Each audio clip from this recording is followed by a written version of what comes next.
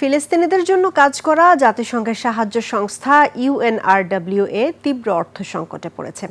$10 কোটি ঘাটতির কারণে গাজাসহ বিভিন্ন অঞ্চলে ত্রাণ কার্যক্রম ব্যাহত হওয়ার আশঙ্কা দেখা দিয়েছে।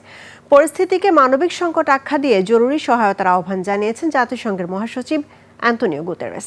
বিস্তারিত জানাচ্ছেন নীলাদ্রি ফারহানা।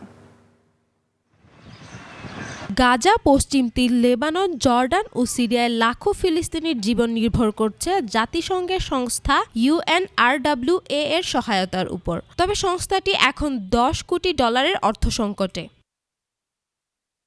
জাতিসংঘের মহাসচিব অ্যান্তোনিও গুতেরেস বলেন, গাজার মানবিক পরিস্থিতি ভয়াবহ। পশ্চিম তীরে সহিংসতা এবং লেবাননে হামলার প্রভাবও ফিলিস্তিনিদের দুর্ভোগ বাড়িয়েছে। অর্থের অভাবের পাশাপাশি বিভিন্ন বাধার কারণে ইউএনআরডব্লিউএ-কে ত্রাণ কার্যক্রম সীমিত করতে হচ্ছে।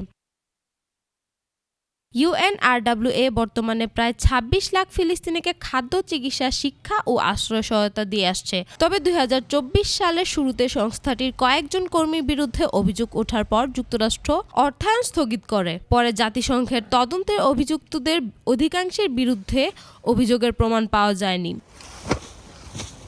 গুতেরেসের দাবি, সংস্থাটিকে ঘিরে অপপ্রচার ও আইনি প্রতিবন্ধকতা তৈরি করা হচ্ছে। তিনি জানান, 2023 সালের অক্টোবর থেকে গাজায় ইসরায়েলি হামলায় ইউএনআরডব্লিউএ এর 390 জন কর্মী নিহত হয়েছেন। এরপরও কার্যক্রমে স্বচ্ছতা আনতে বিভিন্ন সংস্কার চালিয়ে যাচ্ছে সংস্থাটি।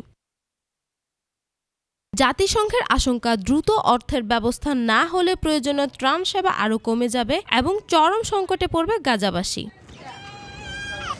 Niladri Farhana, desk report, 21 television.